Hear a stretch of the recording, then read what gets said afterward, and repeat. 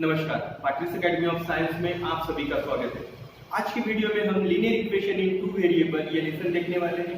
इस लेसन में हमने साइमल्टेनियस इक्वेशन सॉल्व करने के लिए सबसे पहले मेथड जो देखी थी वो मेथड का नाम था एलिमिनेशन मेथड। उसके बाद हमने दूसरी मेथड देखी, उस मेथड का नाम था ग्राफिकल मेथड। और आज हम देखने वाले हैं उस मेथड का नाम है क्रेमर्स रूल।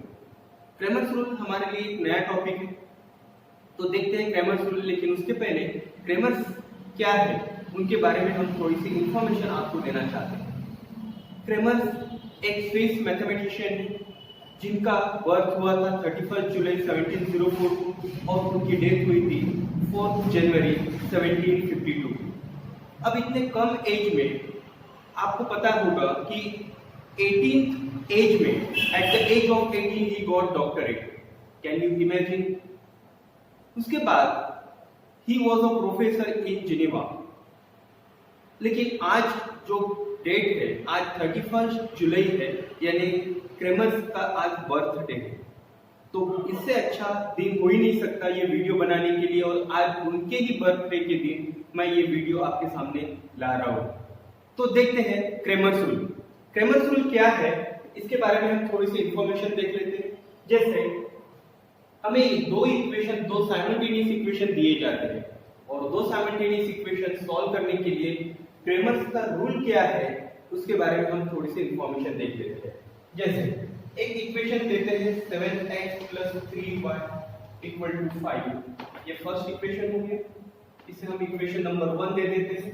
सेकंड इक्वेशन हम लेते हैं 3x + 2y = 7। ये इक्वेशन नंबर सेकंड हो गया। अब ये दो इक्वेशन हमें दिए गए हैं, तो हम क्या करते हैं, सबसे पहले ये दोनों इक्वेशन को कंपेयर कर लेते हैं। यहाँ पे दो इक्वेशन है, इसलिए हम 1 1 1 2 2 2 ऐसे फॉर्म में उसको लिखेंगे। तो ये इक्वेशन को हम कंपेयर करेंगे, comparing with a1x + b1y = c1। ये पहले इक्वेशन को हमने कंपेयर किया a1x + b1y = c1, और दूसरे इक्वेशन को हम कंपेयर करते हैं a2x + b2y = c2। देखिए अब यहाँ पे ये x, यहाँ पे भी x, तो x का कोएफिशिएंट यहाँ पे दिया हुआ है a1 और यहाँ पे x का कोएफिशिएंट दिया हुआ है 7। तो यहाँ पे हम क्या लिखेंगे, a1 = क्या हो जाएगा 7। y का कोएफिशिएंट है b1, तो यहाँ पे y का कोएफिशिएंट कितना है 3, तो b1 की वैल्यू कितनी हो जाएगी 3। c1, ये c1 है तो ये कांस्टेंट टर्म क्या हो जाएगी 5। हमें a1 b1 और c1 की वैल्यू मिलेगी। आगे फिर a2 क्या हो जाएगा यहाँ पे 3, b2 क्या हो जाएगा यहाँ पे 2, और c2 यहाँ पे हो जाएगा 7। ये वैल्यू तो हमने यहाँ पे निकाल ली। अब फॉर्मूला क्या है, क्रेमर्स रूल क्या है उसके बारे में हम देख लेते हैं। सबसे पहले हमें तो d की वैल्यू फाइंड करनी पड़ेगी। d ये डिटरमिनेंट के फॉर्म में हमको उसको लिखना है। तो d की वैल्यू कैसे निकालते हैं, d की वैल्यू निकालते हैं a1 a2 ये फॉर्मूला है, b1 b2 ये फॉर्मूला रहेगा। a1 a2 b1 b2 ये d की वैल्यू फाइंड करने के लिए हम इसका यूज करते हैं ये फॉर्मूले का। सेकंड है dx। अब dx इसका डिटरमिनेंट क्या होगा वो देखते हैं। इसके लिए हम क्या करते हैं, c1 c2 b1 b2 b1 b2 ये फॉर्मूला यूज करते हैं। अब d हो गया, dx हो गया। अब हम आते हैं dy की तरफ। dy के लिए हम क्या करते हैं, a1 a2 c1 c2 a1 a2 c1 c2 ये फॉर्मूला यूज करते हैं। यानी यहाँ पे d की वैल्यू अगर फाइंड करनी है तो आपको ये फॉर्मूला लिखना पड़ेगा, dx की वैल्यू फाइंड करनी है तो आपको ये फॉर्मूला लिखना पड़ेगा, और dy की वैल्यू फाइंड करनी है तो आपको ये फॉर्मूला यूज करना पड़ेगा।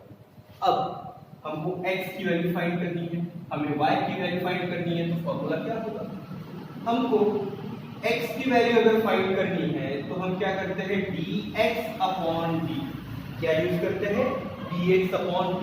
तो हमें यहाँ पे x की वैल्यू फाइंड होगी, यहाँ पे देखिए यहाँ पे हम d की वैल्यू फाइंड करेंगे, d की वैल्यू यहाँ पर रख देंगे, यहाँ से dx की वैल्यू फाइंड करेंगे तो यहाँ पे dx की वैल्यू रख देंगे और इससे इसको डिवाइड करके हम x की वैल्यू फाइंड करेंगे। y की वैल्यू फाइंड करनी है तो y के लिए क्या होगा dy अपॉन d, हम यहाँ पे dy की वैल्यू पुट करेंगे और यहाँ पे d की वैल्यू पुट करेंगे, हमें y की वैल्यू मिल जाएगी। ये हो गया क्रैमर्स रूल। ये क्रैमर्स रूल के कारण हम इस साइमल्टेनियस इक्वेशन को बहुत ही इजी तरीके से सॉल्व कर सकते हैं। तो ये हमने यहाँ पे देखा है। अब यहाँ पे हम और देखते हैं डिटरमिनेंट। जैसे डिटरमिनेंट एक वैल्यू आपको दी जाती है, ये डिटरमिनेंट 2 3 5 7, ये डिटरमिनेंट दिया है। अब इसको सॉल्व कैसे करते हैं ये भी हम जान लेते हैं। जैसे यहाँ पे आपको दिया गया है 2 3 5 7, इसे हम क्या करते हैं क्रॉस मल्टीप्लिकेशन, जैसे 2 into 7 3 into 5, लेकिन इन दोनों के बीच में जो साइन रहेगा वो साइन रहेगा माइनस का। अब इसका आंसर कैसे होता है 7 2 का कितना होता है 14 माइनस 5 3 का कितना होता है 15, तो आंसर कितना आ गया -1। तो ये डिटरमिनेंट का आंसर हमें मिलता है -1। तो इस तरह हमको ये सॉल्व करना है। ये मैंने फॉर्मूला बताया है, डिटरमिनेंट कैसे सॉल्व करते हैं वो भी बताया है। अब हम आते हैं प्रैक्टिस सेट 1.3 की तरफ, देखते हैं प्रैक्टिस सेट 1.3 का क्वेश्चन नंबर 1। देखते हैं question number 1। Question number 1, fill in the blank with correct number. यहाँ पे करेक्ट नंबर हमको ये बॉक्सेस में लिखने हैं। अब डिटरमिनेंट कैसे सॉल्व करते हैं ये हमको पता है। हम इसमें क्या करते हैं क्रॉस मल्टीप्लिकेशन, 3 into क्या होता है 5, 4 into क्या होता है 2, और साइन कौन सा होता है माइनस। तो यहाँ पे 3 into क्या हो जाएगा 5, तो यहाँ पे हम लिखते हैं 5, 2 into क्या हो जाएगा 4, तो यहाँ पे क्या आ जाएगा 2, 5 3 का क्या होता है यहाँ पे 15, 4 2 का 8, यहाँ पे आ गया 15 में से 8 को अगर हम माइनस करते हैं तो हमारा आंसर यहाँ पे आता है 7। तो पहला आंसर हमें मिल गया 7। अब सेकंड क्वेश्चन हम सॉल्व करते हैं। सेकंड क्वेश्चन में फर्स्ट देखते हैं find the value of determinant. ये डिटरमिनेंट हमें दिया हुआ है और इस डिटरमिनेंट को सॉल्व हमको करना है। जैसे क्या करते हैं सबसे पहले स्टेप में क्रॉस मल्टीप्लिकेशन, -1 into क्या हो जाएगा 4, 2 into क्या हो जाएगा 7, लेकिन साइन कौन सा होगा माइनस का, 4 1 जा 4, साइन कौन सा होगा -4, माइनस 7 2 जा 14। तो यहाँ पे हमारा आंसर आता है, वो आंसर होगा -18। ये हमें आंसर मिल गया। तो पहले डिटरमिनेंट का आंसर हमने निकाल लिया -8। अब क्वेश्चन नंबर 3 सॉल्व करते हैं। सेकंड क्वेश्चन में क्वेश्चन नंबर 3 सॉल्व करते हैं। सेकंड क्वेश्चन ऐसा ही है, वो आपको सॉल्व करना है, आप इजीली सॉल्व कर सकते हो उसको, और उसका आंसर हमें हमारे कमेंट बॉक्स में आपको देना है। तो यहाँ पे हम देखते हैं थर्ड क्वेश्चन, क्रॉस मल्टीप्लिकेशन हो जाएगा 7 अपॉन 3 इंटू 1 अपॉन 2, साइन कौन सा होगा माइनस का, 5 अपॉन 3, इनका क्रॉस मल्टीप्लिकेशन करते हैं 3 अपॉन 2, क्या होगा 7 1 जा 7, 3 2 जा 6, माइनस 5 3 जा 15 और 3 2 जा क्या होगा 6। बेस कैसा है सेम। अगर बेस सेम है तो यहाँ पे 15 में से 7 को माइनस करो तो क्या हो जाएगा -8 अपॉन बेस सेम है तो यहाँ पे क्या आएगा 6।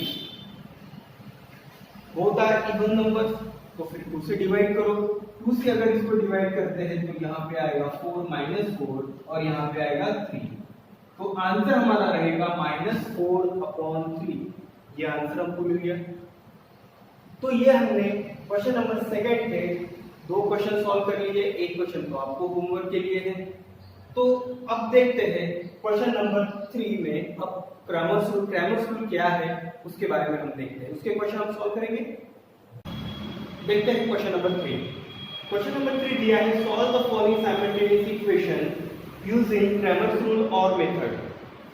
अब पहला क्वेश्चन दिया है 3x - 4y = 10 and 4x + 3y = 5। दो साइमल्टेनियस इक्वेशन हमें यहाँ पे दिए हैं।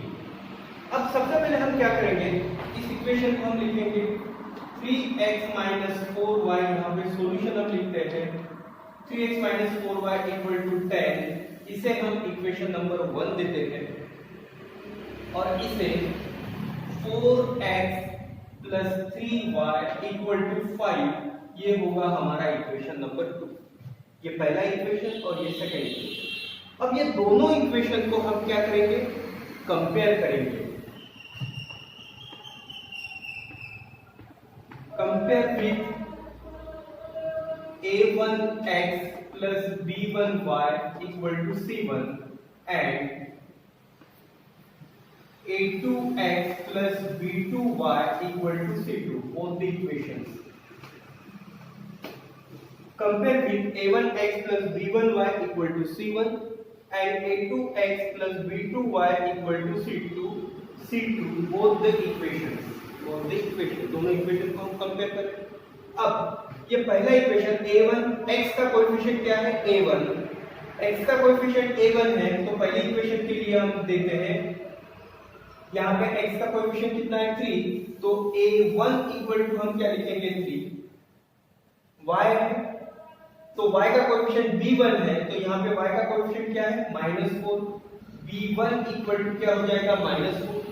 और c1 के लिए हम क्या लिखेंगे, कांस्टेंट टर्म है 10। ये हो गया पहले इक्वेशन के लिए। अब ये सेकंड इक्वेशन के लिए क्या हो जाएगा, यहाँ पे a2 = 4, b2 = क्या हो जाएगा, 3 एंड c2 = हमारे पास है 5। ये वैल्यू हमको मिल गई। अब हमारा फॉर्मूला हम लिख लेते हैं पहले। d की वैल्यू हम निकालते हैं। d का फॉर्मूला क्या है, a1 a2 b1 b2, ये तो फॉर्मूला d का। d की वैल्यू पुट कर लेते हैं।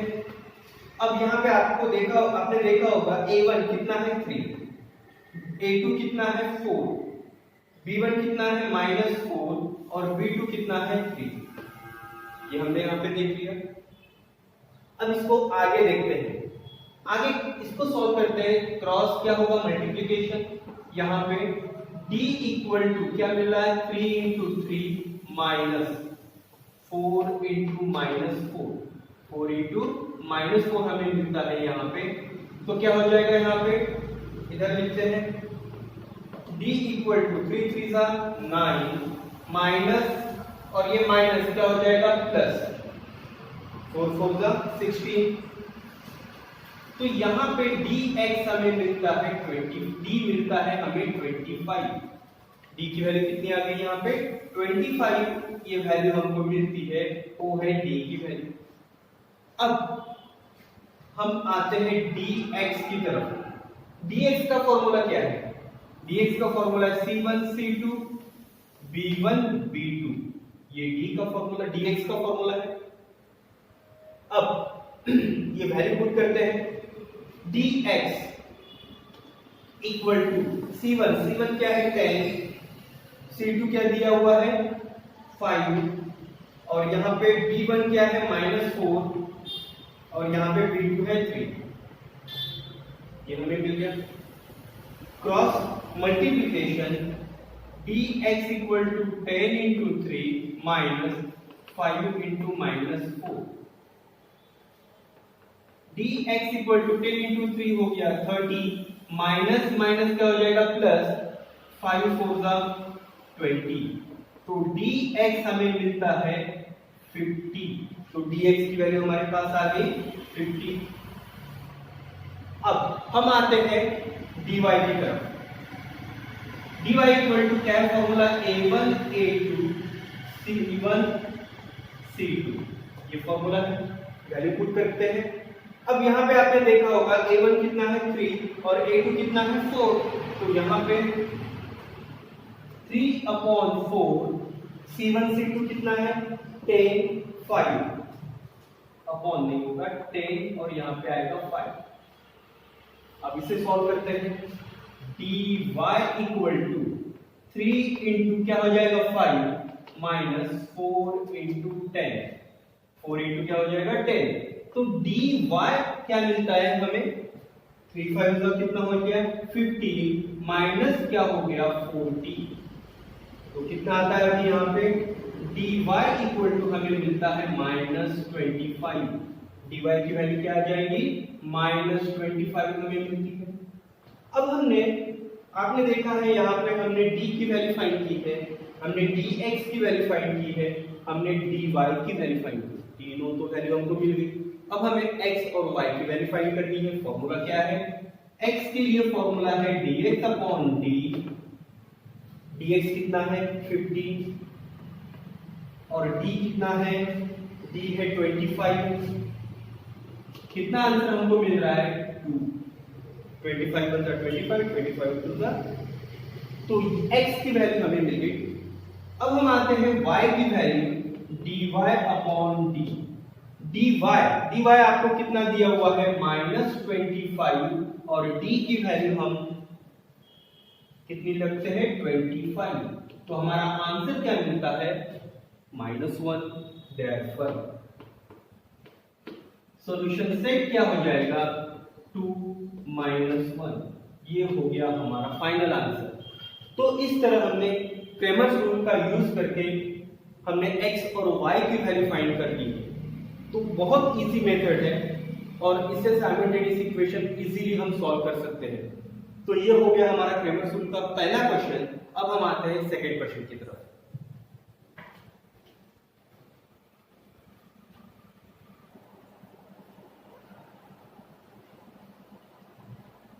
देखते हैं question number second. 4x plus 3y minus 4 equal to 0 and 6x equal to 8 minus 5y। सबसे पहले ये इक्वेशन स्टैंडर्ड फॉर्म में है क्या वो हम देख लेते हैं। अब स्टैंडर्ड फॉर्म में कैसे कि 4x plus 3y हमारा स्टैंडर्ड फॉर्म है ax plus by equal to c। ये फॉर्म में ये भी इक्वेशन नहीं है और ये भी इक्वेशन हमें नहीं दिया हुआ है। तो हम सबसे पहले ये दोनों इक्वेशन को ये फॉर्म में लेके आते हैं। जैसे यहाँ पे हम लिखते हैं 4x plus 3y equal to -4 है, राइट हैंड साइड में लेके आएंगे तो क्या हो जाएगा +4। इसे हम इक्वेशन नंबर 1 लिखें। सेकेंड इक्वेशन 6x -5y है, इसको हम इधर ट्रांसफर करते हैं तो क्या हो जाएगा 5y इक्वल टू 8। ये होगा हमारा इक्वेशन नंबर 2। अब ये दोनों इक्वेशन को हम कंपेयर करते हैं।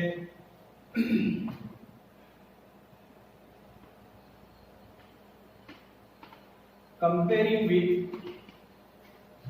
both a1x plus b1y equal to c1 and a2x plus b2y equal to c2, both the equations।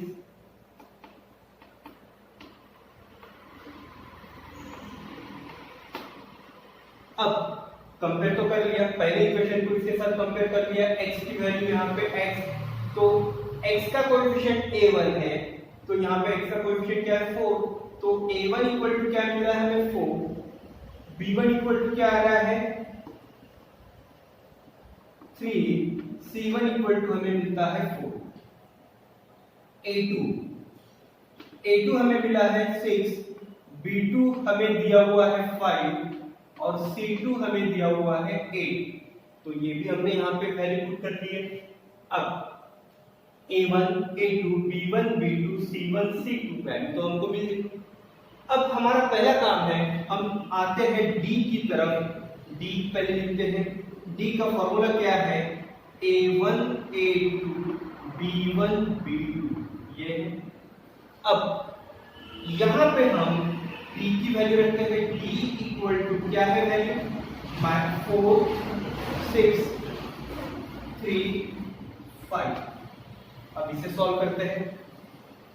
4 into 5 d equal to 6 into 3, लेकिन साइन कौन सा रहेगा? माइनस का। d equal to 4 5 20 minus 18। तो यहां पे d की वैल्यू हम निकालते हैं। d इक्वल टू 20 में से आप 18 को माइनस करो तो क्या मिल जाएगा? 2। तो d की वैल्यू हमको मिल गई 2। अब हम आते हैं dx की तरफ। dx हमारा फॉर्मूला क्या है dx का? dx का फॉर्मूला है c1 c2 b1 b2। ये फॉर्मूला है, हम वैल्यू पुट कर देते हैं अभी। dx इक्वल टू c1 की वैल्यू क्या है? 4 8 और यहां पे 3 5। dx इक्वल टू क्या हो जाएगा? 4 इंटू 5, क्रॉस मल्टीप्लीकेशन हो जाएगा, और यहां पे minus 8 into 3। dx equal to कितना आता है? 20, और यहां पे माइनस 24। तो dx की वैल्यू हमें कितनी मिलती है? इक्वल टू कितना आ रहा है यहां पे? -4। तो dx की वैल्यू हमको यहां पे मिल गई। अब हम आते हैं dy की वैल्यू की तरफ। dy का फॉर्मूला हमारे पास है। dy का फॉर्मूला है a1 a2 c1 c2। ये फॉर्मूला है, वैल्यू पुट कर देते हैं। dy इक्वल टू a1 क्या है? 4, a2 क्या है? 6, 4 6 एंड 4 8।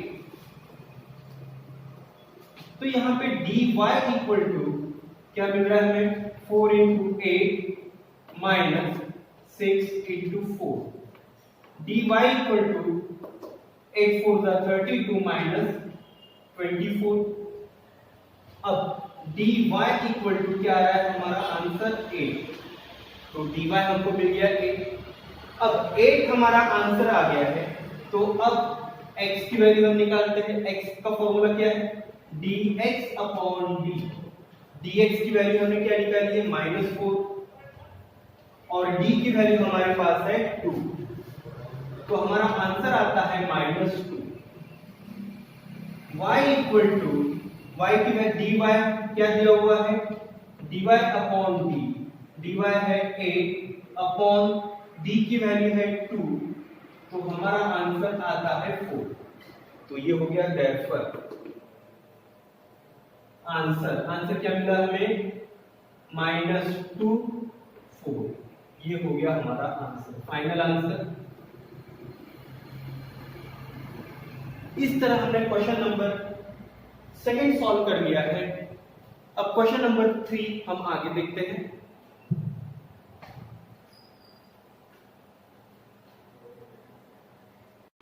देखते हैं क्वेश्चन नंबर 3। क्वेश्चन नंबर 3 हमें दिया है x plus 2y equal to -1 and 2x minus 3y equal to 12। अब ये क्वेश्चन को हमको सॉल्व करना है। वही हमने 2 क्वेश्चन पहले सॉल्व किए, वैसा ही ये क्वेश्चन दिया हुआ है। देखते हैं यहाँ पे a1 इक्वल टू x का कोएफिशिएंट क्या है? 1, b1 इक्वल टू y का कोएफिशिएंट क्या है? 2, और c1 इक्वल टू क्या है? -1। क्वेश्चन हमारा स्टैंडर्ड फॉर्म में है, तो डायरेक्ट हम ऐसा आंसर निकाल सकते हैं।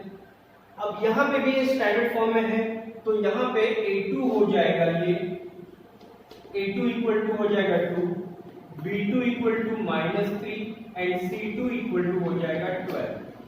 ये हमने लिख लिया। अब सारे आंसर तो क्वेश्चन आंसर तो हमको मिल गए। अब हमारा फॉर्मूला है dx, पहले d का फॉर्मूला है d equal to a1 a2 b1 b2। ये फॉर्मूले में हम वैल्यू पुट कर देते हैं। अब यहाँ पे a1 d equal to a1 क्या है? 1 2 2 -3, ये वैल्यू हमने पुट कर दी। अब d equal to 1 into -3 -2 into 2। अब यहाँ पे d इक्वल टू 3 × 3 -2 × 4, तो d की वैल्यू हमारे पास कितनी आ रही है? -7। हमें d का आंसर मिल गया -3 -4 -7 हो गया। अब हम आते हैं नेक्स्ट इसके तरफ, dx की वैल्यू हम निकालते हैं। dx का फॉर्मूला हम पहले लिख लेते हैं, फॉर्मूला है c1 c2 b1 b2, ये फॉर्मूला है। dx इक्वल टू c1 हमारे पास दिया है -1 12 और b1 है 2 -3 b2, वैल्यू तो पुट हो गई, -1 12 एंड 2 -3। देखते हैं dx इक्वल टू क्या आ रहा है यहाँ पे, -1 इंटू -3 ये मिला, -12 इंटू 2 ये भी हमको मिला। अब यहाँ पे dx इक्वल टू 3 1 जा 3, माइनस माइनस क्या होता है प्लस, 12 2 जा 24।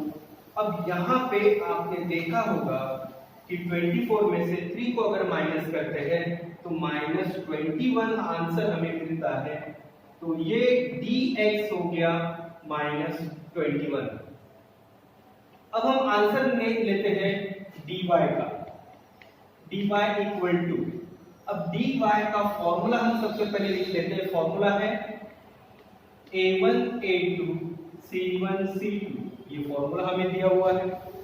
अब dy इक्वल टू a1 हमारे पास है 1 और a2 है 2, 1 2 और c1 -1 12 ये दिया हुआ है। अब dy equal to 1 into 12 minus 2 into -1, dy equal to 12 1 जा 12 माइनस 2 1 जा 2, माइनस माइनस क्या होगा +2, तो dy हमको मिलता है 14। तो dy की वैल्यू भी हमको मिल गई 14। अब है हमारा फाइनल आंसर, हम क्या करेंगे, पहले x की वैल्यू फाइंड करेंगे। x क्या है, dx अपॉन d, dx की वैल्यू क्या है 21 -21 और d की वैल्यू हमारे पास है -7। तो हमारा आंसर हमको मिलता है 3, माइनस माइनस तो कैंसिल हो जाएगा, 7 3 जा 21। अब हम आते हैं y की वैल्यू की तरफ, y dy upon d, dy हमने यहाँ पे फाइंड किया 14 अपॉन -7 इक्वल टू -2। तो हमारा आंसर देयरफॉर आंसर क्या रहेगा 3 -2, ये रहेगा आंसर। तो इस तरह हमने क्वेश्चन नंबर 3 सॉल्व कर लिया है। यहाँ तक हमने ग्रामर रूल देखा है। अब यहाँ पे क्वेश्चन नंबर 4 और क्वेश्चन नंबर 5 सेम यही मेथड से आपको सॉल्व करने हैं और ये क्वेश्चन आपको सॉल्व करके हमें उसके आंसर हमारे कमेंट्स बॉक्स में आपको सेंड करने हैं। देखते हैं कितने स्टूडेंट ये क्वेश्चन सॉल्व करते हैं। तो यहाँ तक हमारा ग्रामर रूल यहाँ पे कंप्लीट हो गया। नेक्स्ट वीडियो हम 1.4 के लिए बनाएंगे। Thank you.